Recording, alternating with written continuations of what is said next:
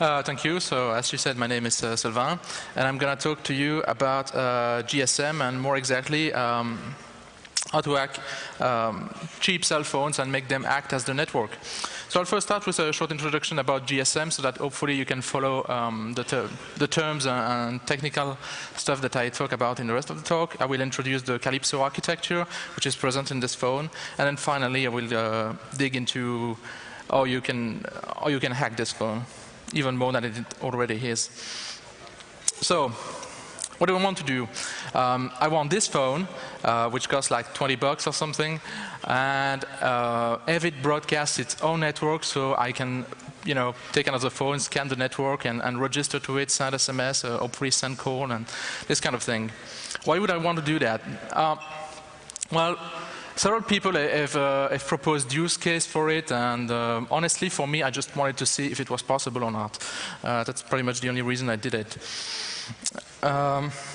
So why this phone? Well, I hope that at least some of you are familiar with Osmacom BB and know that this phone is really flexible, and know we get to know it pretty well, and we can do some pretty cool stuff with it. There has been several talks using this platform, including at this congress yesterday. So let's talk about GSM. This is what a GSM network looks like, and for the purpose of this talk, we will only focus on the air interface, that is all the communication between the phone and the network.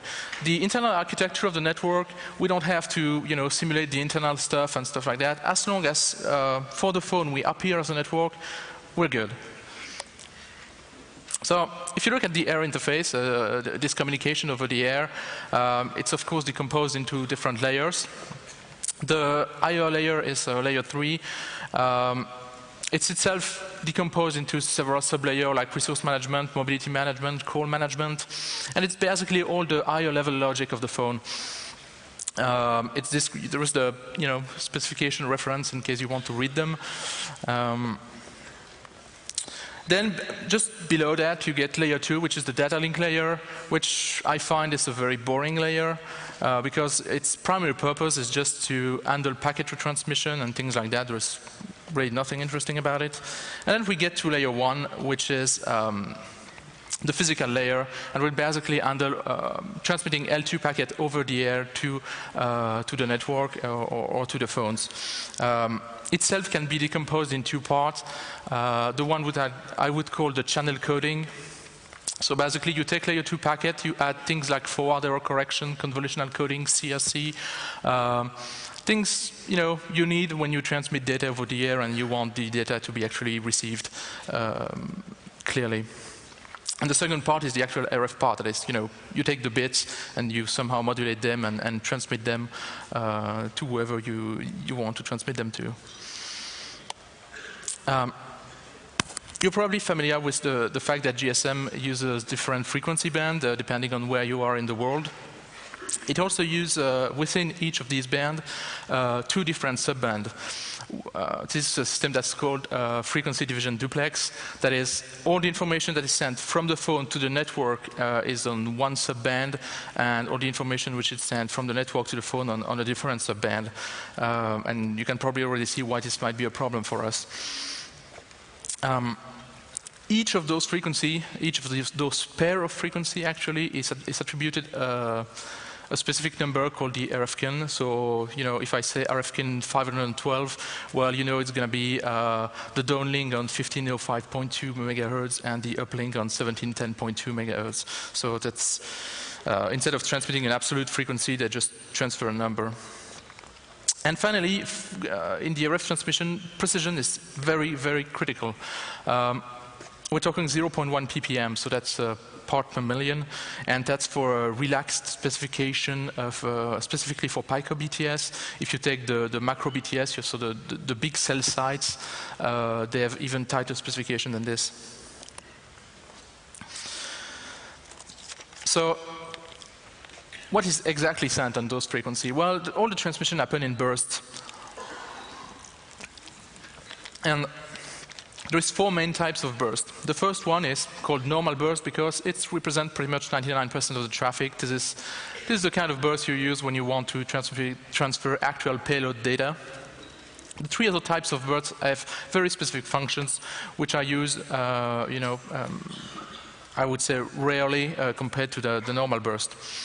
So the first two types are frequency correction burst and synchronization burst. Those are sent only by the network, and they are received by the phone, and they allow the phone to essentially synchronize to a cell, discover very early timing information and things like that the phone will need to actually, camp to the cell, discover its identity and things like that.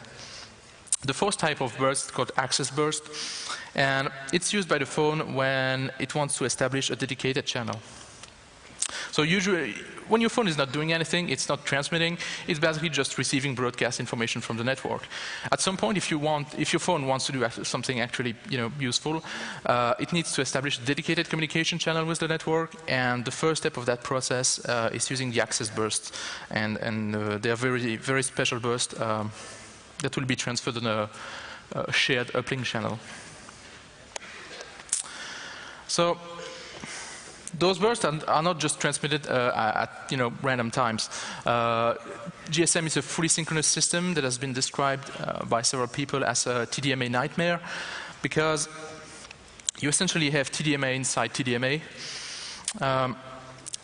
If you take the continuous stream of data on the RF frequency, you will find 8 time slots that compose a frame. So you got they transfer time slot 0, time slot 1, and so forth, and then just repeat itself. And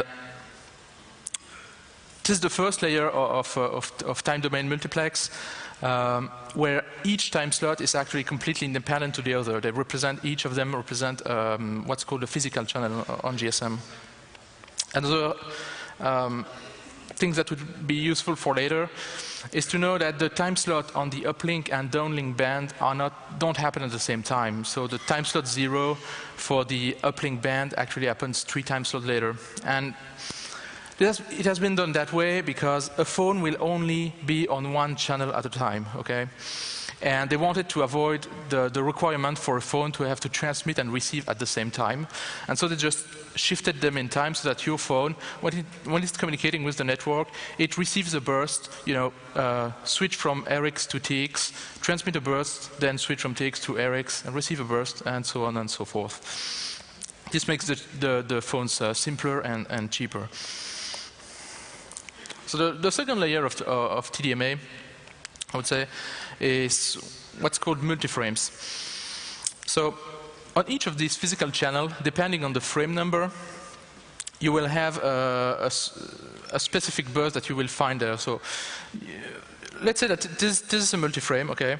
And so you take the frame number, you do the frame number modulo 51 in this case because the multiframe has 51 bursts. And if it's equal to, let's say, 10, well, you're going to find a FCC edge burst. And this multiplex essentially creates logical channels inside the physical channels. When you put everything together, you get something like that. It might look complex at first, but eventually you get used to it. You just have to remember that the time is really important in GSM, and everything is sent at a very specific time. So now that we know a little bit about GSM and how a network acts, we need to know exactly how a phone works, or more specifically, well, this phone, since it's our target today. So if you just look here, well, it all starts with the antenna. I mean, it's a standard antenna, nothing special about it. It's directly connected to the transmit and receive switch. As I said, the phone can transmit and receive at the same time. So they just use a switch. If we look at the receive path, the signal from the air is transmitted to a RX filter. So basically, it will filter out any out of band interference and things like that. It's down converted using what's called a mixer. It's down converted to baseband. It's sampled by the chip called the analog baseband, and the information is sent to the actual digital baseband, which is itself composed of a DSP and an ARM core. If you look at the transmit path, so how the phone actually transmit bursts, it's pretty much the same thing, except in reverse. That is, you send data to the analog baseband, it's up-converted, then it's amplified because you need to transmit with some power to actually get to wherever the antenna is. and it's sent to the antenna. One thing to note, though, is this block. That's a hardware modulation unit. So in the receive pass, it pretty much acts like a software-defined radio. So all the demodulation stuff is implemented entirely in software in the DSP. While for the transmit pass, the modulation is actually done in hardware, which means the transmit pass is slightly less flexible than the receive pass. For our purposes, it doesn't really matter that much because well, all the bursts all use the same modulation, which means we can use that hardware modulator without too much issues. So this is pretty much what I described. There's some more precision about the digital baseband. So that's what we call the calypso chip, the calypso chip itself. So I said it's composed of a DSP and an ARM core. Unfortunately for us, the DSP uses a mask ROM for its firmware. Which of course is not that good for us, but more on that later. And the DSP pretty much implements all the low-layer, layer 1 functions. The ARM core, well, as I said, we already have Osmocom BB, which is an open source baseband implementation. Osmocom BB works, and so the ARM core is pretty much under our control, which means we can do whatever we want with it. So, now that we know what a GSM network looks like and what the phone looks like inside, how do we make the phone act as a network? Well, it all starts with layer 2 and layer 3. So these are the upper layer, as I mentioned before. The main difference here is that the roles are swapped, obviously. But it's not much of an obstacle because even in cheap phones like that, all of this is implemented in software. So we can just strip it out, all the software, and replace it by our own software. Of course, that means that we need to implement it. Hopefully, well, open source stacks already exist. There's actually 2 of them. The OpenBSC plus Osmo BTS combination can implement the network side layer 2 and layer 3. And there is also a project called OpenBTS, which also has layer 2 and layer 3 inside it. So we can just reuse those. And what we'll do for now is we run those on the host, also on a standard laptop PC, and communicate with the phone using a serial link. So we can reuse them as is, which is good. Then we get down to layer 1. Well, as I mentioned, it's entirely in the phone. It's pretty much entirely implemented in DSP, and it really doesn't do what we need it to do because. First, it will only allow you to, you give it L2 packets and you receive L2 packets. It doesn't let you play with the burst and all the low layer stuff. And even if you wanted to reuse it, it anyway doesn't support multiple channels at once. So it's really no good to us. That means that we need another implementation of layer 1. So the first part of layer 1, as I mentioned, is channel coding, and we can find that in those projects. Not in OpenBSC and the Osmo BTS combination. Unfortunately, this actually relies on commercial hardware, which have their own closed-source implementation of the channel coding. But OpenBTS relies on generic SDR hardware, like it uses a USOP or more recently the UMT-RIX, which means it has its own channel coding implementation. And even better is that they have nicely split OpenBTS already into 2 applications. The OpenBTS binary itself, which implements the layer 1 channel coding, the L2, L3, and the external SIP interface. And then transceiver interface, which transmits and receives raw burst on the air. Which means it's perfect for us because we can just take the main OpenBTS application, completely unmodified, and just replace the transceiver binary with our own that will, instead of using a USOP, will use phones. Of course, it's easier said than done, because when you get to actually transmitting raw information on the air using the phone, things get interesting. As I mentioned before, uplink and downlink use separate bands. So the phone usually receives the downlink and transmit on the uplink, and the hardware is kind of tied to that. More specifically, the mixer part, up conversion and down conversion, are really only specified to work in the respective band. Now, two things that play in our advantage is the bands actually overlap. So, for example, GSM 850 downlink just happened to be pretty much within GSM 900 uplink. Same thing for DCS 800 and PCS 1900. It doesn't solve all the problems, but as we saw with sniffing with those phones, those chips, I mean, they don't just stop working when you get slightly out of spec. They continue working, and turns out they can be driven out of spec far enough that it doesn't pose much of a problem. The other thing is duplexing. So phones don't transmit and receive at the same time. On the other hand, a BTS absolutely has to transmit a continuous beacon so that when phones scan for network, they will find it. The phones, when they scan for the network, they essentially look first for RF power on the channel, on that frequency. And if they find RF power, then they will look a little deeper. Well, phones can transmit and receive at the same time. So we could have a phone that transmits continuously, but then it cannot receive anything, which means it can't do anything useful. There are two solutions for that. The first, I mean, yeah, you either have to use multiple phones to transmit and receive at the same time, because with one phone, I mean, software is not going to turn a switch into a duplexer. So you either use multiple phones, like one to transmit and one to receive, or you just attempt half duplex operation. The first option is probably the best and will be more reliable, but you need two phones and it's more complicated, so I chose the second, at least for now, which is half duplex operation. So what exactly does that mean? Well, that means that I don't transmit a continuous beacon, and I pretty much just hope that the phone will find me. Turns out it works better than I expected. It's not perfect, so I will probably change it at some point, but for now it will do. So what's called the time slot layout is essentially how I partition the time between transmit and receive. As you can see, all the T are transmits and the R are received, so I pretty much only have, I said that, on one frequency you have 8 physical channels. Well, I pretty much only have one useful one. But it's enough to transmit a beacon and have control channels. It's unfortunately not enough to place a voice call yet, but I hope to solve that soon. So, and the problem is timing.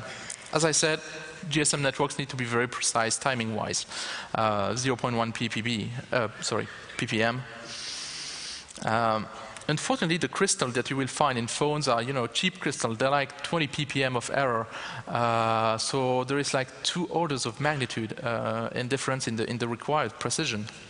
Fortunately, the crystal in your phone is voltage controlled, which means you can actually lock the crystal of your phone to a commercial cell, and that's what I do here. So what happens is that instead of starting the BTS directly, I just start listening, find a commercial cell in the area, lock all the timing to it, that is the oscillator, the TDMA patterns, and that kind of thing, and then I start broadcasting the BTS when I'm locked, and I periodically adjust my timing to the commercial cell to make sure that that I stay in sync.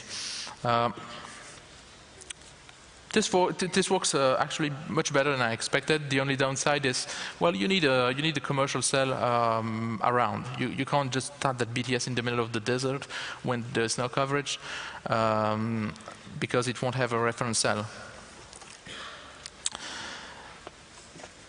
Actually, if you're in the middle of the desert, it might actually work, because if you don't have a reference cell, your cell phone doesn't have a reference cell either, so it might just lock to it anyway, but yeah. So these were still pretty easy to solve compared to what's ahead, and that's the DSP.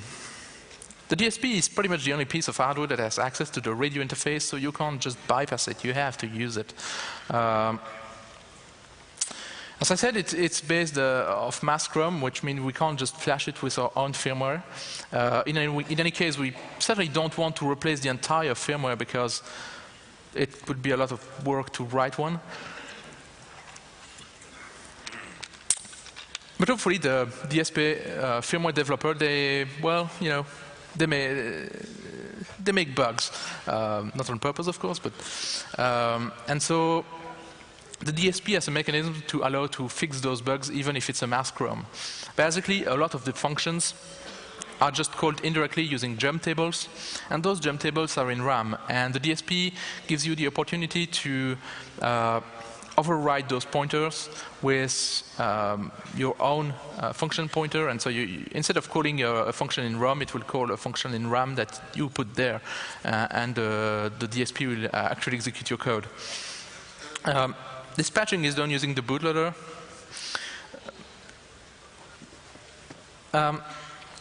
We discovered it. I mean, the bootloader is essentially very similar to what you find on the TI OMAP chip of the time, because they reuse a lot of their IPs, obviously. And so, what this bootloader does is you upload a function to the shared memory between the DSP and the ARM. You give the DSP a start address, and it will start executing code there. And so you can load the default jump tables, patch in your function, and then jump to the real start address of the DSP.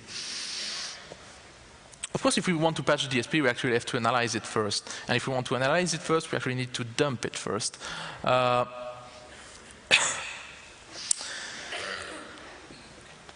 Since we have code execution, the DSP, this might appear easy, but it turns out that it has a security feature where any code that's executing from RAM can't read anything which is stored in ROM. So essentially, we just guessed that somewhere in the ROM there had to be a function called memcopy. We tried every possible address for it, and just waited until the DSP didn't crash. And this way we can just copy the ROM chunk by chunk into RAM, where we can read it from the ARM code. And then we had the image of the DSP ROM. The next step, of course, is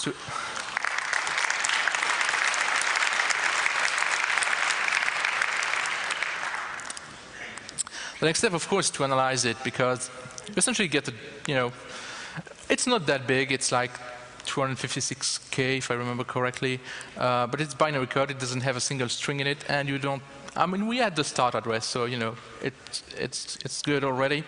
But to identify the various parts of the firmware and be able to track them down, the best method we found, at least in this application, is to use the interrupt, because when each time a GSM frame starts, an interrupt is triggered. Each time a burst is transmitted, an interrupt is started. Each time the DMA for reception is finished, sorry, you get an interrupt. So using those points, you can quickly find out how the burst transmission is done, how the modulation is done, at least where it's done. And the frame timer allows you to essentially control the interface between the ARM and the DSP. So what did we add as functionality to the DSP? The first thing was multi-slot transmit. So by default, as I said, the phone only transmits on a single time slot. If we just transmit on a single time slot, absolutely no phone will find the network, because I transmit like 1/8 of the time, to 12.5% of the time. I mean, chances are the phone will never see me. And in any case, I want to have more than one channel, hopefully. So we need to transmit several bursts at once. We know the hardware is capable of doing it, because that hardware is certified for GPRS, and GPRS actually has multi-slot. So it was just a matter of programming the DSP appropriately, which turned out to be easier than I thought. I thought multi-slot ticks would be something really hard to do, and to play with double buffers for the hardware modulators. And it turned out it pretty much just worked once we got a capture of how to do it. The same thing isn't true for multi-slot RX. I thought that multi-slot RX would be easy, that receiving several consecutive bursts, you could just do one big DMA or just let it run. Turns out it doesn't really work at all like that. You have to set a back-to-back DMA, and somehow they refuse to work. And that's something that's really annoying right now. And definitely the next item on my to-do list is to make multi-slot RX so that I can receive more than one time slot. If you remember the timing layout that I said here, I'm currently only have one R here because I can't set a second. If I set a second, it just does nothing. And so that's really something I need to work on. But I mean, even with a single physical channel, we still have enough to get recognized as a valid network. The third thing was, if you remember at the start of the talk, I mentioned the 4 different types of burst, and more specifically the FCCH and SCH burst. Those are only transmitted by the network, which means the phone has absolutely no function to send those bursts. So those had to be implemented, the transmission of those bursts. Transmitting normal burst, well, the phone usually does that, but it does it in a way that doesn't fit us, because we want to transmit arbitrary normal bursts. The phone usually transmits those bursts for a specific logical channel, and we want to support multiple logical channels. The final functionality that we had to add to the DSP was receiving of RACH bursts. So when the phone wants to establish a channel, it will send, as I said, a special burst called RACH. And if you want the phone or network phone, I would say, to recognize those bursts, we need to actually implement the demodulation of those, because usually they transmit those, but they don't receive them. The way it's been done currently is shortcut. That works well. So basically what we do is we look at the RF power on the channel, okay? And usually there is nothing. It's just the noise floor, which is hopefully not too high. But as soon as the phone will start transmitting those bursts, of course the RF power in the channel is going to rise. And when it rises, we actually just take the IQ data, we send it to the PC, and we do the demodulation there. Because it's much easier to code the demodulation routine on on your laptop than trying to encode it in C540 assembly. Because of course, I mean, when you're essentially patching the code of the DSP, but you put your own code in RAM, but it's not like TI provided us with a map of what address was free and in RAM and what address wasn't. So we have very little space where we can actually put stuff without breaking other stuff. So we want to really be as small as possible, and that's why it has pretty much to be coded in assembly and by hand. So if you look at the spectrum of what it looks like, so for you that are not familiar with a waterfall diagram, which is actually in the other direction. In this direction you have time, and this is frequency, and this is just the FFT of the signal essentially. And you can see that it's discontinuous because of the half duplex operation. So here I'm transmitting something, then during this time slot, well, I need some time to retune the PLL. It's just not instantaneous. It doesn't take a full time slot, but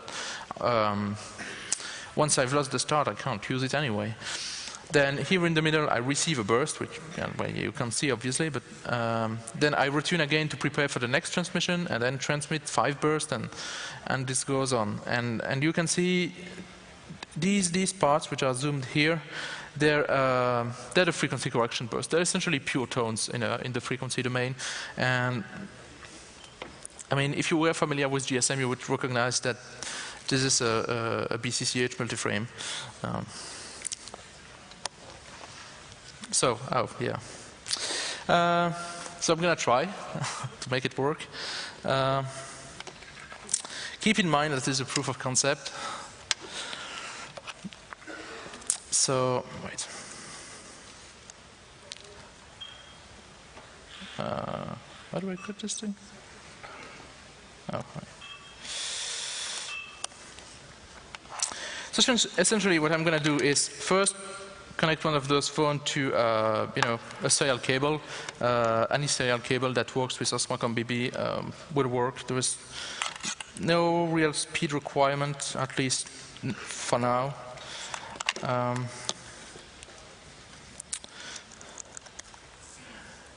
Yeah, probably. Well, actually, yeah.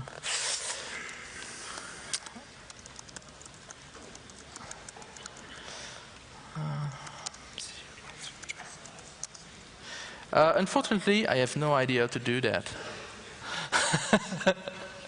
I'm sorry, I really have no control over the video output of my laptop. It's beyond my technical skills.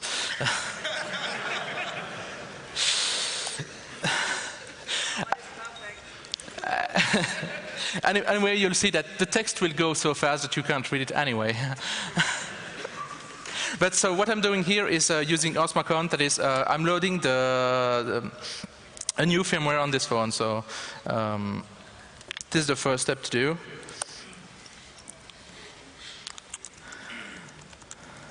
No, demo. The second one is to set up OpenBTS. So you actually have to start SIP out serve because else OpenBTS just doesn't do anything. Oh yes. So as I said, you need to use a commercial cell as reference for timing, which means I actually need to select a cell here. So I'm not actually using a commercial cell here. I'm just using the test GSM network that we're broadcasting from the balcony, because, well, that's pretty much the strongest network here, of course. So let's see, it's on RFGAN 871. So the step that you have to do is load the firmware, configure OpenBTS, install and configure OpenBTS, which I've already done. There are plenty of how to configure it. Select the cell that you're going to use as a reference, which I just did here, selecting the RFCAN of the cell that's broadcasted from in here. And then you need to select the frequency at which you want to broadcast. You should only broadcast, of course, on frequency you have valid license for. We have a license here, 869. It's currently in use, so I'm just trying to broadcast stronger than the network in here. See if hopefully that works. Then you just start OpenBTS. OpenBTS itself will start the transceiver application in a moment, and the phone is synchronizing to the commercial network. Then OpenBTS starts to transmit burst, and this is hopefully broadcasting a BCCH now. If we look at Wireshark,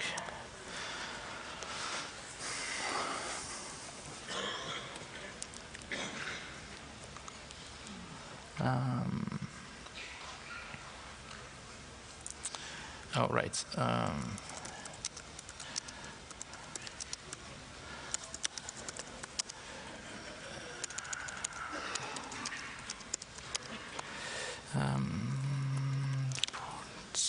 Ports, 29.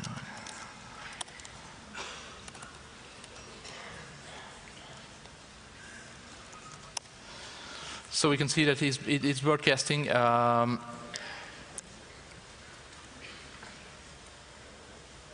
Yes, okay, so apparently someone has already found the cell because I already have a location update request. So, and in theory, it's supposed to have delivered an SMS, which we should see here. SMS deliver, and broadcasting, welcome to GSM test network, UMZ. Is it someone here that received that SMS, or is it someone outside? No.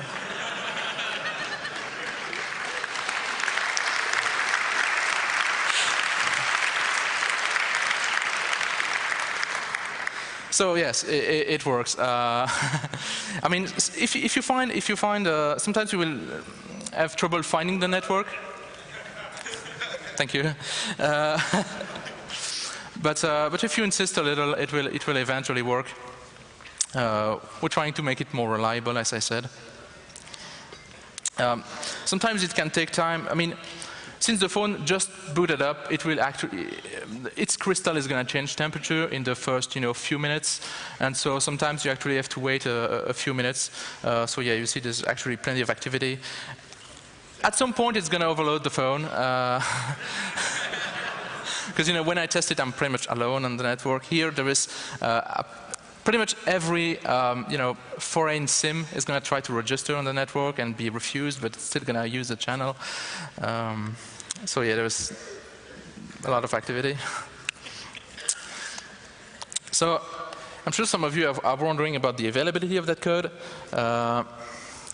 Well, it's going to be released very soon. The only thing missing is pretty much the documentation, because if I just put the code out there without any documentation of how to start it, it's just going to be a mess. I mean, even if we write documentation, there are still people that can't read it. As I said, a proof of concept. It's mainly targeted at developers or GSM enthusiasts. The slightly downside is that if you don't have an obvious error message and you just can't find the network or can't register to it, pretty much the only way of debugging that is with a spectrum analyzer, which of course might not be available to everyone. I would say that if you can run Osmocom BB, and that's pretty much a requirement, it should be fine. I mean, I've already sent the code to several people who managed to run it without too much trouble. Obviously, you should get a test license because it's bad to broadcast on frequency you don't have the right to.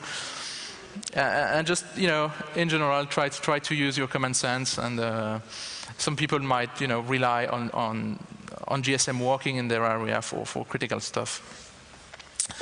So in summary, well, I think I answered the question, is it possible to make a phone act as BTS? Yeah, kind of. It's not perfect, but it will do. In general, pretty much whatever device you take, it's much more fun to try to abuse it than just use it as it was designed. And yeah, reverse engineering is fun. I mean, you spend a lot of time staring at code and things like that, or trying to figure out why something doesn't work.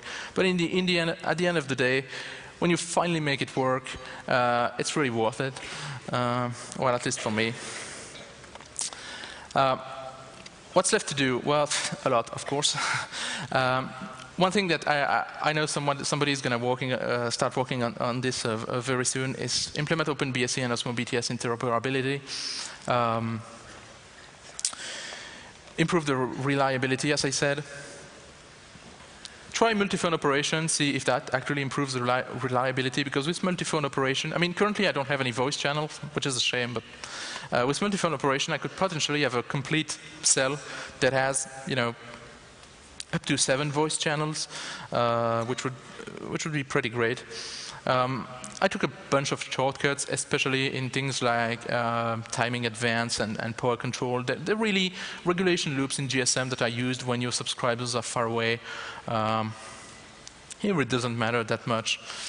As I said, multi-slot RX, that should actually have been the first, because that's definitely what I'm going to be working on. Not only because it can help a lot this application, but this can also help a lot sniffing. So in general, I'd like to say thanks to everyone working on open source GSM and open telecom projects, because we need more people. In particular, here I'd like to thank Harald Weld and Dieter Spar for starting Osmocom BB, because obviously without that, this wouldn't exist.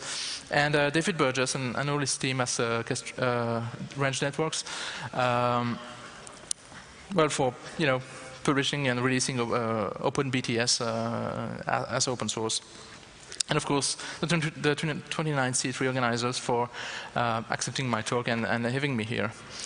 If you want more information, you can refer to those websites. I mean, reading the GSM spec might sound like it's pretty boring, but I posted some reference on which one to read if you're interested, and there's a lot of information. And, I mean, you don't have to read the spec from page 1 to page 498.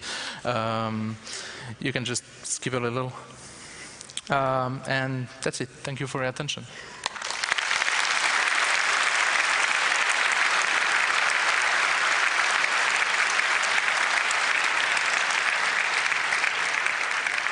That was some serious engineering. Okay, if you've got any questions, please line up at the microphones. We only have about 5 minutes, so hopefully we can get through a few.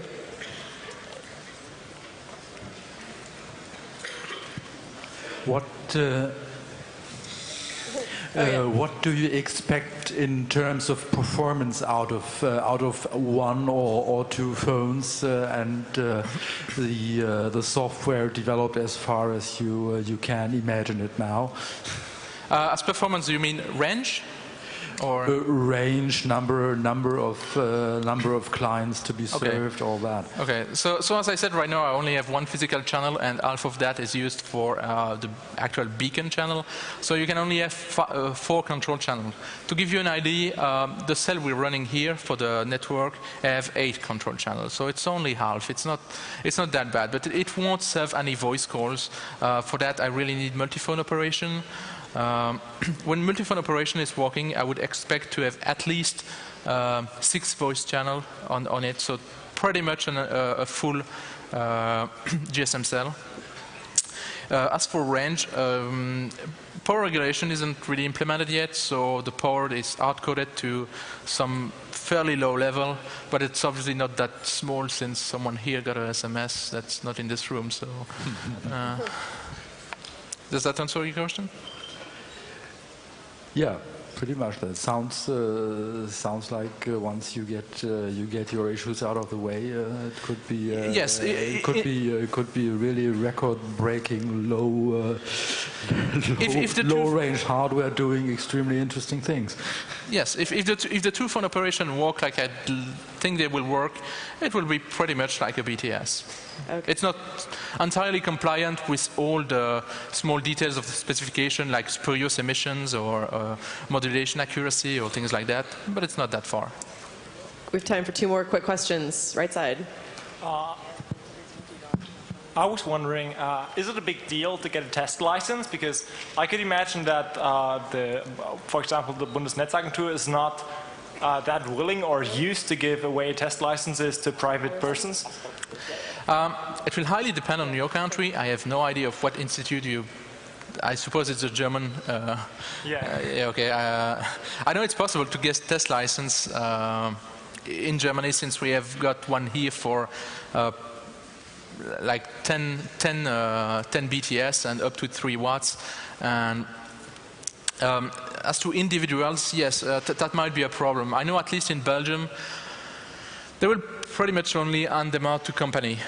No matter how small the company, you kind of need just some stamp of a company on the request form. Yeah. Thanks. Do we have any questions from IRC? Hello, Internet. Okay. Yes? Yes. Do you need to rework up the uplink filters on the Motorola phones to get this to work? Okay. On this phone, they are not. It depends on your application. If you're doing desktop testing or room testing, it's actually better to leave them on because they help filter out, they help prevent the input front end from saturating. If you were trying to shoot for maximum distance, then you would remove them. But this phone doesn't have the filter removed, and it worked fine. So, yeah.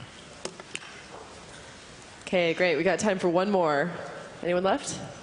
Yeah. Somebody? So, as far as I understand, now you're running the software on PC mostly. So you're using the phone just as a receiver transmitter. Yes, exactly. How hard would it be to move the software to the actual phone so you don't depend on the PC? The problem is, the phone was designed to have CPU power to support only 1 channel at a time. Here we have to have something like something like pretty much 4 or 5 logical channels at minimum to encode and decode. Well, at least to encode. which means I don't think the phone has the computing power to do that. If you want a portable solution, the best shot would be like the OpenMoko phone, where you have an ARM core running Linux next to the Calypso baseband, and so you can run part of it on the application processor and then let the Calypso baseband as is. There are several other phones that are like the OpenMoko, where you have really an application processor to do the GUI and stuff like that connected to a Calypso baseband. But just the Calypso baseband, I don't think it will work. Thank you. Oh, okay, that is all the time we have. Thank you for the detailed answers. If you have further questions, please come find Sylvan after the talk. Once again, please thank him. That was excellent.